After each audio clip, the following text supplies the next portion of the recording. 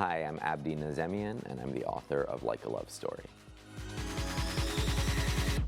It was very important for me to draw on my own personal stories when I was writing my books because I very much felt the absence of any story that mirrored my own growing up. Growing up, there were very few queer stories available to me, full stop, but if there were a few that became available to me, they mostly represented Western white gay communities, and they didn't mirror my experience as an Iranian immigrant. And in terms of Iranian stories, there were virtually none as well, and certainly none that dealt with the modern life of a Iranian who had moved to the West and was coming out of the closet and finding a whole community there. So I felt like that intersection between the two core parts of my identity, Iranian and queer, had never been written about. The first book I ever had published, I have been told, and no one has corrected, I believe, is the first novel to have a male Iranian gay lead, which is, it only came out a decade ago, so that tells you how new these issues are for my community. So for me, there's a real drive to represent my experience because I know other readers, especially young readers out there, are feeling that lack of representation.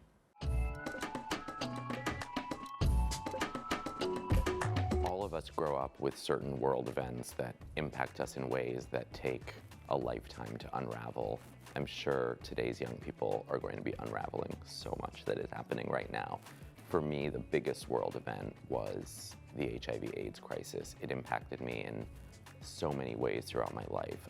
First, in the way that I write about in Like a Love Story, through fear, shame, stigma. I was growing up at a time when there was very little available information about the queer community, and for me as a kid who moved to the suburbs of America, I did not move to New York City like Reza in the novel. I moved to the suburbs, and I had a pretty conservative, very culturally conservative family. We didn't have the internet, we didn't have queer books in libraries, and so all I knew of being gay was AIDS, and there was this fear that being gay just meant death. And it really, for much of my young years, I just felt like I was gonna die young, and all my friends felt the same way. I very much remember talking to all the young gay men of my generation at the time.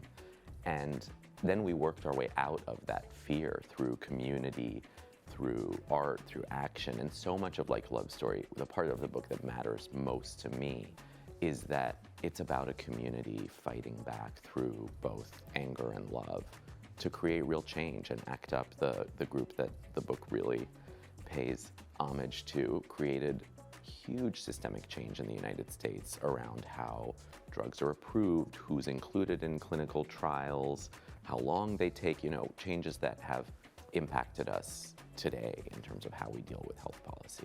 So Like a Love Story has been banned in many, many districts in America, and recently it was banned statewide in Utah. That's the first statewide ban it's been a part of, mostly in the United States, so people know banning happens school district by school district. The law that Utah passed, which many other states are probably studying so they can do the same, bans it in all public schools, along with, I believe now, 16 other books, the majority by women, including such huge names as Margaret Atwood and Judy Blume, and then queer authors. The experience of being banned is horrible. Usually people congratulate you and say it's a badge of honor, and I suppose in a way I understand why people feel that way, but in reality it is bad for you as an author because it brings down sales and scares people out of inviting you to their schools. But more emotionally, it reminds me of the whole reason I wrote the book, which is that when I was young, books like this would never have been available in schools. And I thought the fact that this book could come out and be taught in schools was a sign of all the progress we had made, and now it's become a symbol of how they want to bring us back. Growing up through my teen years, there were very few out queer people. There were many people that I knew were queer, even if they didn't necessarily talk about it, like George Michael or even Boy George, who I remember loving, but I didn't know. I mean, I think I knew somewhere deep down. The biggest one was certainly Madonna, who at a very young age, I became obsessed with really her first video and forced my parents to take me to the Virgin Tour when I was 8 in Toronto, and then forced them to take me to the Blonde Ambition Tour when I was 13, and they've become fans of their own now. But she was so embedded in our home that when she started to really be more overt about including queer culture in her work with Vogue and Truth or Dare and that era of her work, it was really life-changing for me because there was no way to kind of edit that out of our home because Madonna was already so embedded. And it was really the first time, and I think it's very important, I've talked to other people of my generation, it was the first time I saw a gay pride parade was in Truth or Dare. The first time I saw a gay kiss was in Truth or Dare. The first time I saw queer men who were not white was in Truth or Dare and in the Vogue video. It presented a version of queer culture that was celebratory, that was diverse, that showed me the life I would be chasing when I was an adult, and I did. I went to college in New York, I went to the nightclubs, I completely chased that world. As I got a little older, I discovered more queer authors, and James Baldwin was certainly the one who changed me the most.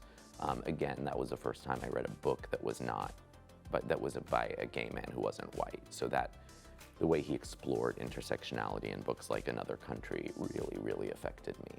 And there were plenty of others like Armistead Maupin, Andrew Holleran, kind of that original generation of gay authors really inspired me. What young people have to understand, although we are facing such immense challenges, both in the US and the UK and worldwide when it comes to human rights, queer rights, so many people's rights are being taken away worldwide. But I think when it comes to queer representation, we have to understand what we have now feels like a miracle to someone like me who grew up at a time when there was virtually nothing and when it was the assumption that everything you saw in a movie theater or on TV would be filled with homophobia. I mean, the homophobia in that era, you know, I was young in the 80s, it was just, it would hit you from the strangest places. I have so many memories of going to see what felt like just a mainstream comedy, and then there's all this homophobic humor in it.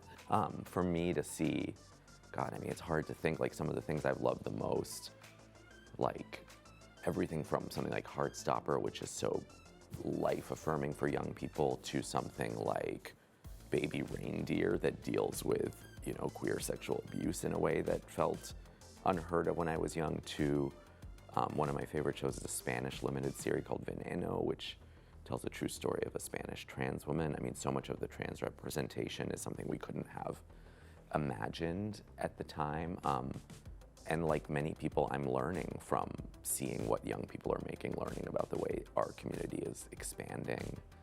So yeah, there's so much. And all the books, I mean, my God, just countless books that reveal people's hearts and experiences.